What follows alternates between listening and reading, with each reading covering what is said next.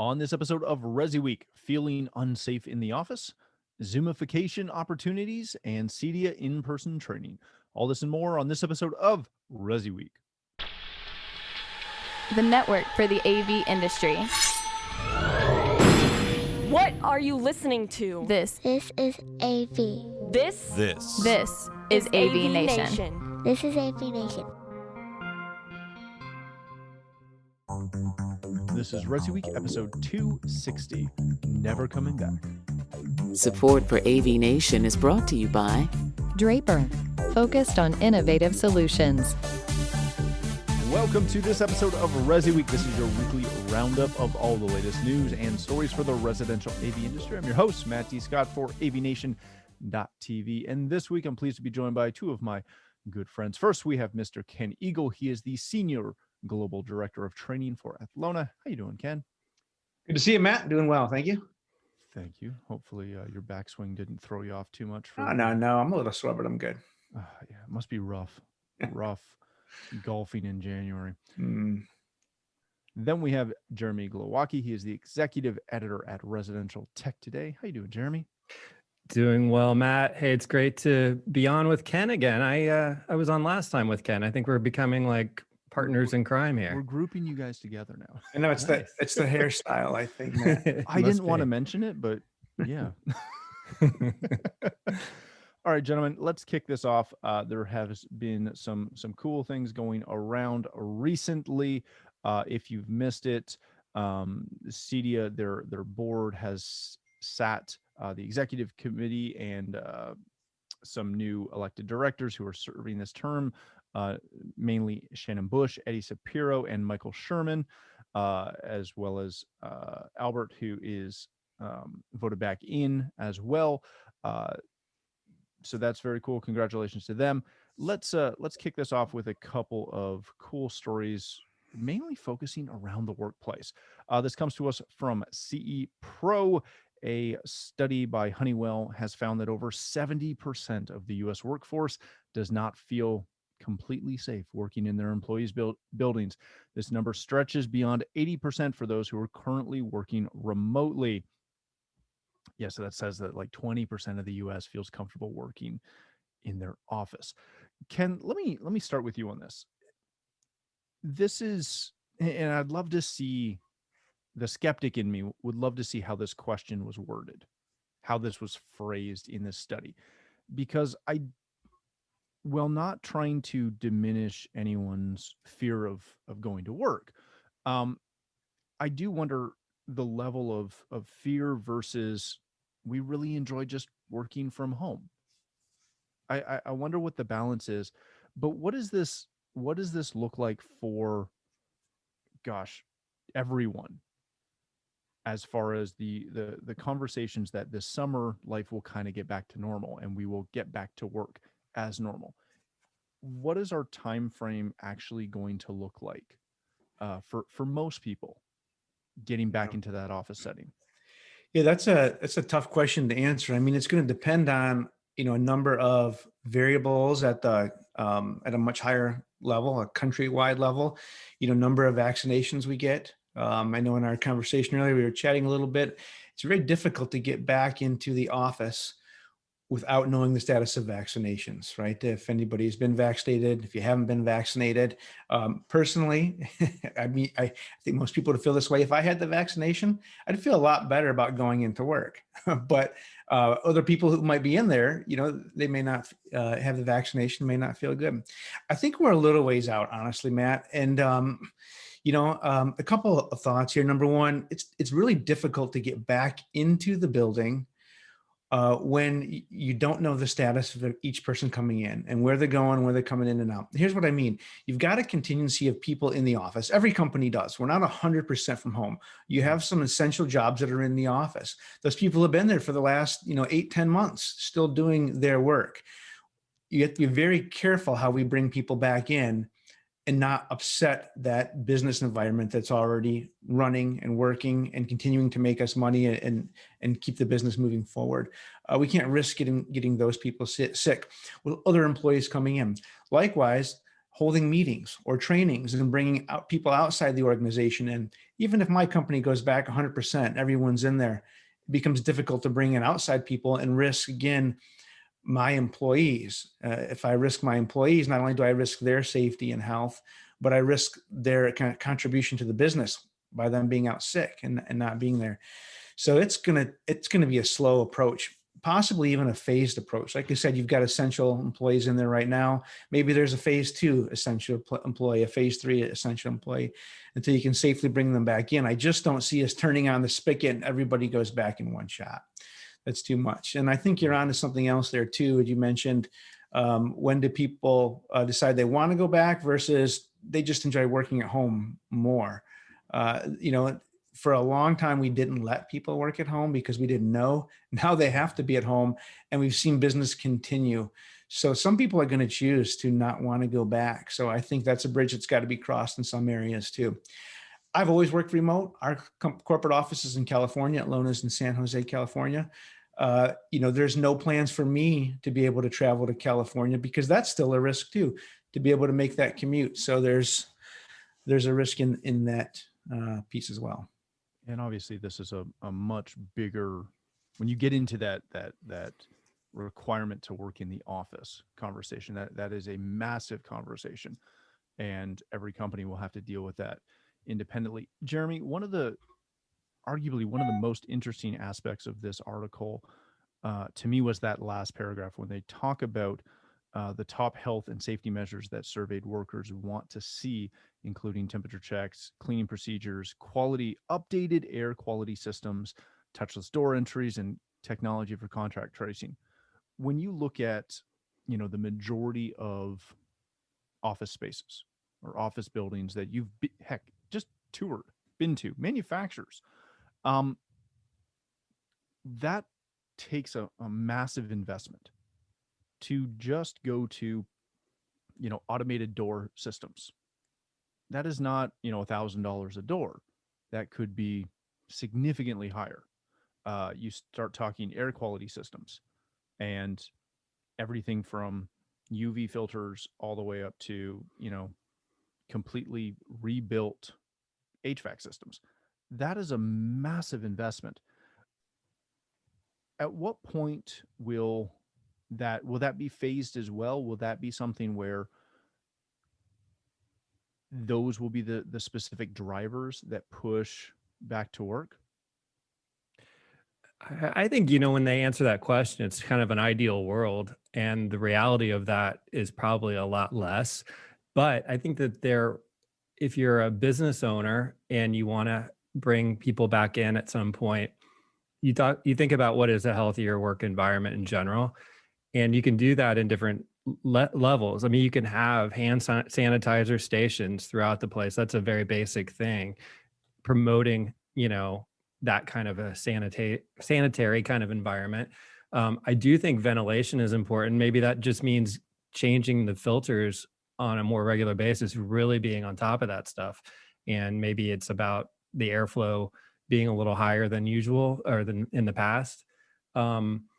I don't know about changing outdoors and making them touchless. I think people are just going to be more conscious of all of these things, at least for a while. And then people will get back to what they were maybe at some point down the road where they start to forget.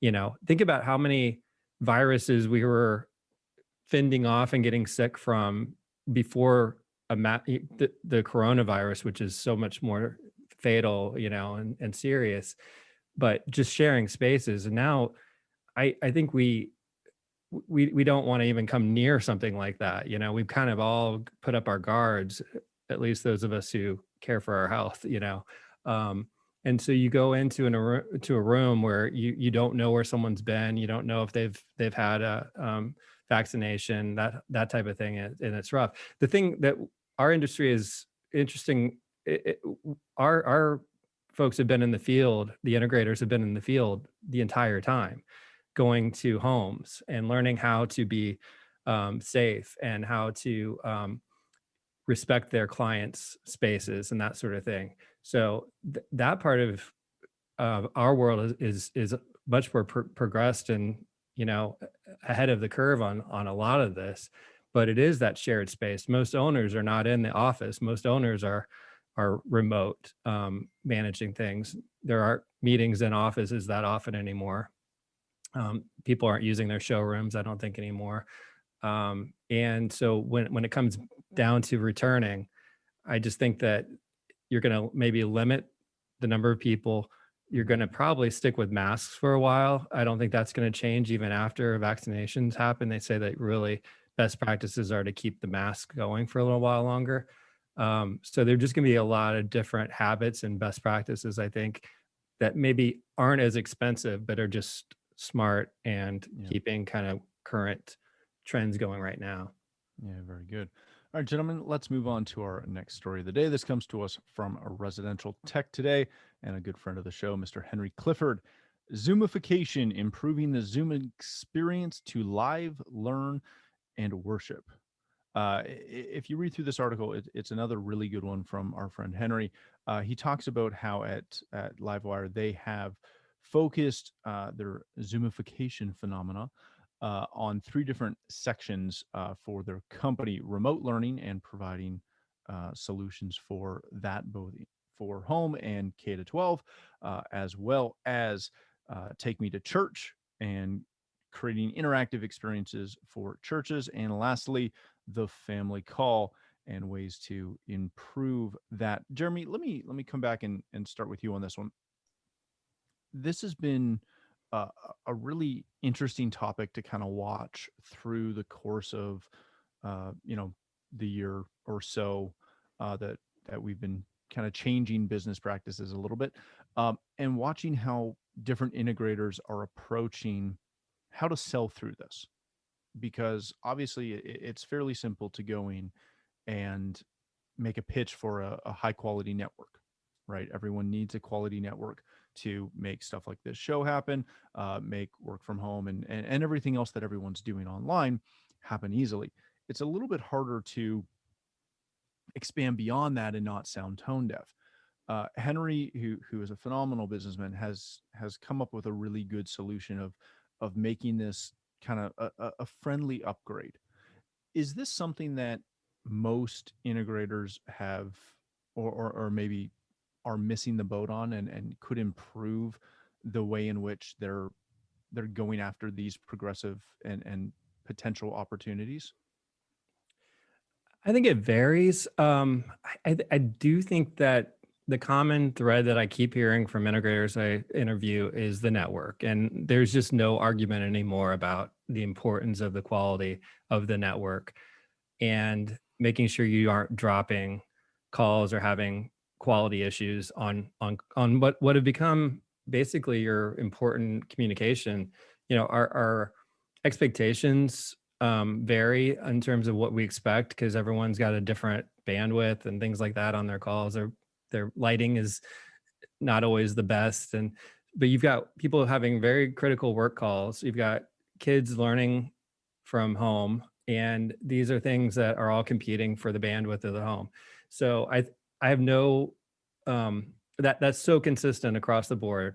Now, when it comes to the equipment that's being used, that's a varied answer. I don't think that every integrator is doing that. I don't think everyone is upgrading this actual production unit that you would have these Zoom calls on.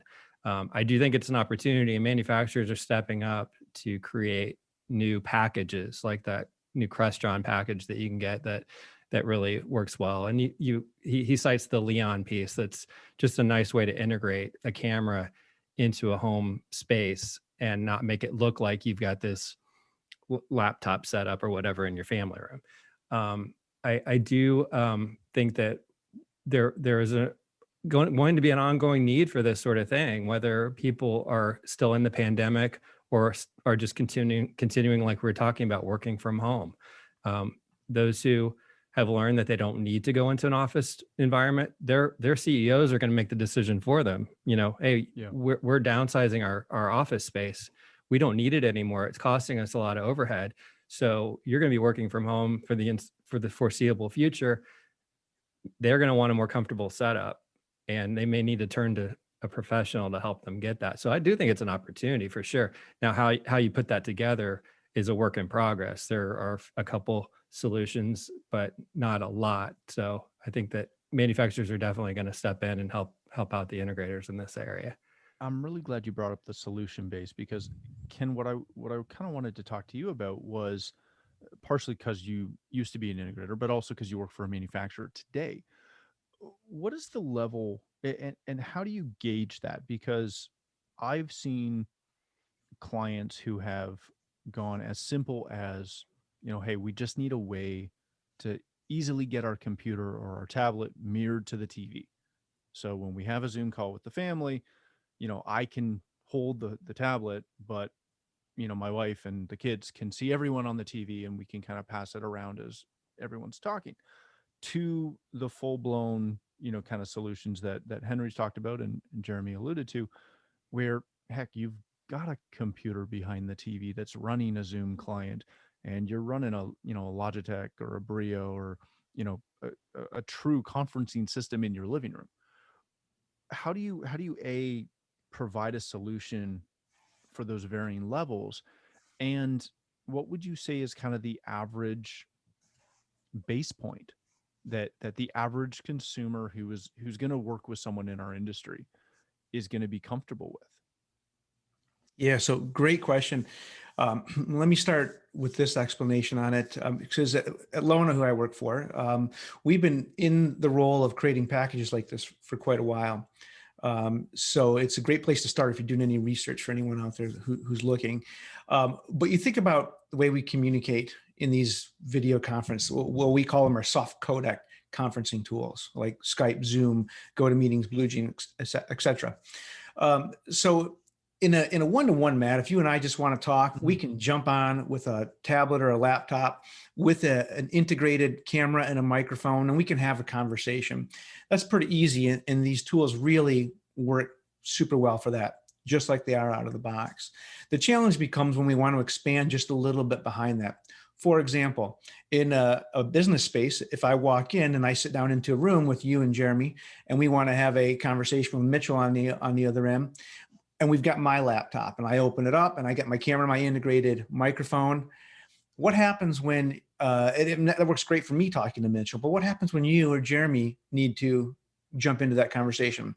Do you just stand up and come around behind my chair and look over my shoulder and chat with Mitchell? No, that's not professional. It doesn't work that well. So this is where we begin to expand the concept of that video, that soft codec conferencing solution. And we do that by introducing the ability to communicate with USB peripherals in the room. Mm-hmm. So now you've gone beyond your computer to a small device that sits in the room. And when I say room, it could be this little conference room we're in. It could be a large conference room we're in. Could be a teaching space that we're in, as the article described. Could be a living room. Right? Could be a house of worship. So now you have a device in there that allows my laptop, my tablet, my computer to connect to it, wired or wireless, be able to spark up that soft codec conferencing, that two-way video conferencing solution. And through these USB connections that the main device holds, I can now make use of the pan tilt zoom camera that's in the room. Now all of us are participating via video through my laptop's connection. Mm-hmm. And I can make use of the tabletop microphone or speakerphone that's in the room, or overhead speakers and ceiling mics, or however it's configured. They all feed back in. So while I brought my personal Zoom device into the room, I connected it to a system that allowed all of us within the room to be part of that same conference and be able to share that experience. So the easy way to do that. There's different levels of that, right? There's small rooms, medium rooms, large rooms, so that there are different experience levels for what you're looking for your application, and different price points to get into based on what you need. And it even goes beyond that, because some of these get fairly complicated. Let's go to the Harold's room example, teaching room example from the article. In that case, he's talking about as we return back to the classrooms a little bit, some students will return, some won't. Maybe it's a hybrid system where students alternate day to day, or maybe it's an environment where some just aren't comfortable going back and they continue to school from home. The point is, you've got an instructor in the classroom teaching some local students, and then you've got more students remote dialed in. This is a hybrid or a high flex classroom, this is called, where you're teaching both types of teaching simultaneously. And in this instance, you probably need 2 cameras associated with it, one pointed at the teacher, one pointed at the students in the class. Plus, you've got students each on the other end who are in front of their own personal cameras. And so this can be accomplished too, using the same system while still making Zoom or Teams or GoToMeeting or whatever your preference is, the soft codec channel that you're using to let everybody communicate. The key is having that device, that switch or that hub that provides the USB connections and allows everyone to integrate. But it needs to be simple, needs to be easy, needs to be integrated. And you touched on this a little bit, I think, in another article, but possibly touchless. So if you walk into a room, there should be a way that maybe if you're an instructor, you want to use this room, you don't want to touch shared surfaces to turn things on. So maybe you walk in with a smartphone and you scan a QR code and the controls for the room load onto your phone, and you now can control the room right from there, turn it off and walk out. So you've got touchless, you've got the ability to communicate, you're using USB peripherals that are easy and everyone understands and they're affordable, and you've got different scalable steps that you can take to meet the size of the room. Yeah, that's very good. Wow, Ken, I think you could be a product trainer. Well, I'll take that to heart and see what I can do. If you can come up with something, make something out of yourself, Yeah, All right, I'm still gentlemen, young. We'll see. let's hit our last story of the day. This comes to us from CE Pro. CEDIA is starting back up in-person training in March. They're going to start with their cabling and infrastructure technician school. That's going to run from March 10th through the 12th. It is a hybrid class, so you're going to, if you're attending this class or taking this class, you're going to do a bunch of pre-work prior to the hands-on and work through that. And I believe it's 23 hours of education on that, and then you're going to do the couple of in-day sessions. Jeremy, let me start with you on this because CEDIA HQ is kind of in your backyard. I find this, and I'm going to preface it with this. I live in Ontario. We have been, fairly strict lockdown since Christmas. So the concept or the thought process of having in-person classes is, as of right now, seems very odd to me. But I get that in the US and even in Canada, province to province, state to state, regulations vary and what is allowed varies. Jeremy, when you see this and living in the state of Indiana, you have a better handle on what this looks like. I'm happy to see it occurring from the sense that they're moving forward and starting things back up again. I think that's great. My concern is, does it come across as tone deaf and odd to anyone else, or is that just me? I do think it's a touchy subject for them for sure. And they tried this once before toward the end of the year. It looked promising that the regional events were returning to in person, and then those were quickly canceled when they realized that this thing was not getting better; it was getting worse. The pandemic, I mean. Locally, like I said, my kids are in hybrid learning, so they're in person every other day. The teachers are working 100% of the week, just with a different batch of kids every other day. That's pretty much true across the Indianapolis metro area where CEDIA is located. So it's similar to that in a way, if you think about it. This is a learning environment. Yeah, there's some hands-on stuff, but as long as they're socially distancing in that space, wearing PPE, the openness of the space, I guess, would be essential. Get them in big rooms. Don't confine them in a small space. So I'm assuming they're doing all of this. They're pretty clear about that being part of their plan, is that it's all very safe by this protocol. There's even a photo there of guys wearing masks in a training situation. I don't know when that took place, but that would be, I think, the case where it could be done. It does come across as being a little soon. I think that March still sounds kind of a bit early to try to do this. I know it coincides with this new curriculum that was just released, and I think that's probably where their big push is. This has been a major focus for CEDIA, Yeah. I've been hearing about this. It's kind of like an entry level wiring and cabling course that's been developed and the training that goes with it. So they're probably chomping at the bit to try to get going with that. But like I said, that's a big facility that's going fairly unused right now. Mm-hmm. They've probably got a lot of big space that they can spread out in. And I would hope that's how they're doing it. Well, and I think I'm fairly certain you've been in that space. I know I Yeah. have been in their training facility. It's not small. This is not, an 8x8 room in the back. It's a fairly large space. Ken, as a trainer, and you don't necessarily have to, I'm not asking you to speak on behalf of Atlona, but I know there's lots of considerations, and even considering what I said at the top when I was asking Jeremy about it, I'm not unaware of the fact that when I go to Home Depot or the grocery store, I'm in a space with a bunch of people and I'm wearing a mask and I'm, elbowing past someone to get that box of screws. I'm not trying to be obtuse about this, but what kind of considerations do manufacturers have to look at? Because we are in a technical field.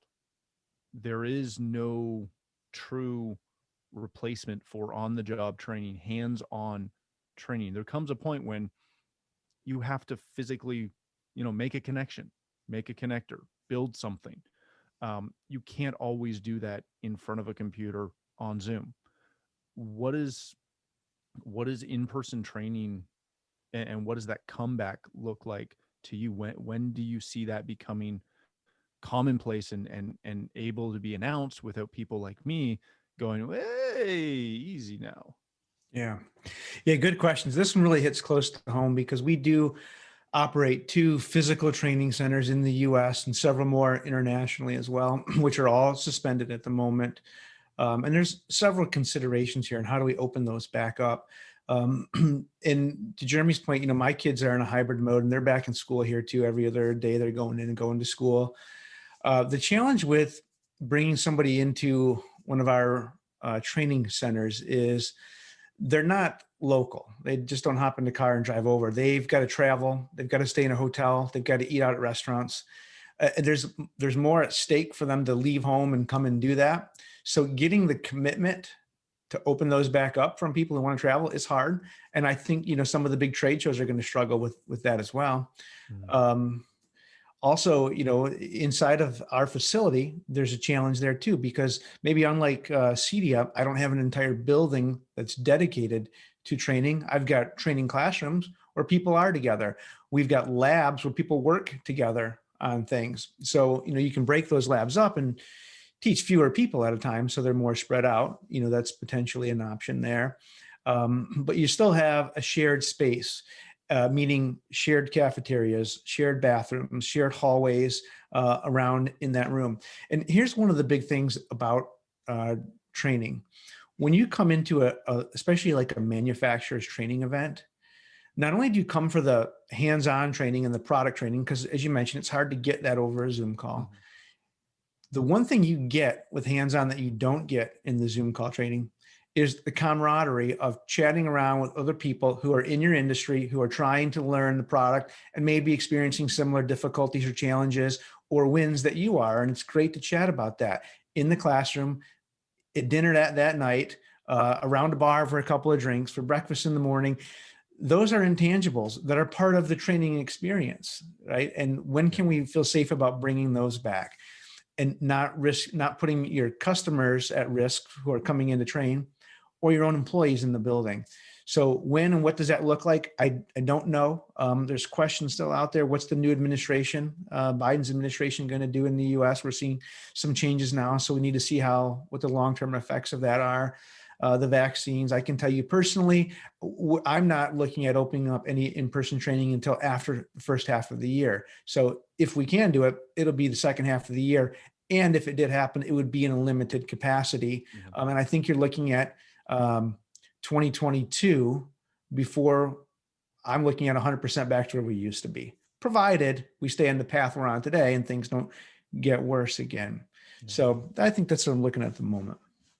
I will say it's the bright side of this for me has been that I've been able to watch how many manufacturers and how many industries have learned and adapted to again make training easier. There was a time when you couldn't get any level or very little, training from some manufacturers without being on site.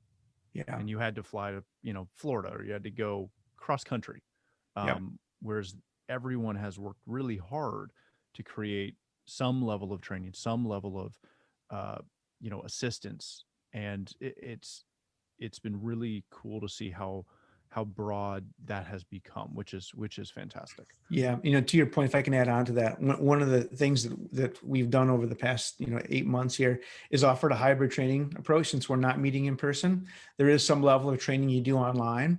And once you complete that, you actually from Atlona get mailed a pretty advanced kit of equipment that you then sit on 2 days like this on a Zoom call with a trainer, and you go through labs building all of that stuff. It's one-on-one. So you're getting the product training, you're learning it, you have dedicated time over a Zoom call with an instructor. But again, you miss that camaraderie of being with some of your colleagues for training. And that's still the downside of it. But it's been effective. And I have to tell you that the response that we received to the virtual training has actually been 100% positive. Almost everyone who has taken it has had positive feedback on it and have liked the fact that they could get their certifications, get hands-on with product without having to travel during the pandemic. It's too bad on this this infrastructure training. I mean, it's probably the most important hands-on that they could be having to deal with right now. Like if it was a programming class, they could do what you're talking about. There would be other options, but this is the one thing where they need to actually wire through studs and things like that, I guess, right? Yeah, you're right. It's pretty also, these are the intro. This is the intro class, right? This is the basics of the basics. You don't know anything when you come into this industry. It is tough. Yeah, it's really tough. Sorry, I cut you off there, Ken. No, I was just going to say, it wouldn't look real good. My wife came in and I just cut 3 holes in the drywall. I'd be in some trouble. So I would actually like to watch that. We should do that. We'll do that online. All right, gentlemen, let's leave it there. Thank you so much for joining us. Ken, if people want to connect with you, learn more about Atlona and those fantastic training programs, where can they find that information? Yeah, thanks, Matt. Atlona.com is a great place to go. You can check us out there. Click on the training tab, access all the free training programs, and always check out our YouTube channel. Subscribe there. Hundreds of really great videos you can access right on YouTube. Awesome. Thank you, sir. Mr. Glowacki, thank you, sir, for joining us. If people want to connect with you, learn more about residential tech today, get their subscriptions in, where do they do that? Well, you start with restechtoday.com for all the latest, greatest news, and then subscription information there. And also, I really would love to have folks find our residential tech talks. I couldn't think of the name for a second, as important as it is to me, podcast. Whereas this week, we actually interviewed Amanda Wildman, and she talks all about the cabling and infrastructure testing certification. We didn't get into in-person education at that point because it hadn't been announced, but she was integral in getting that whole thing built. And it was a really great conversation with a really cool member of the industry who happens to be a woman in a male-dominated industry. It's really great to see so much progress. Yeah, Amanda's a great person and a huge supporter of the channel. Absolutely. Fantastic. All right. Thank you, gentlemen. If you'd like to connect with me, you can find me on Twitter at Matt D. Scott and pretty much every other social platform. But more importantly, please visit AVNation.tv, where you'll find this show as well as a wide variety of our other shows with all the verticals that we cover. When you visit the website, please take a moment to check out our supporters. We are extremely thankful for their support and ask that you check them out as well. Thanks again for watching. That's all the time we have for this episode of ResiWeek.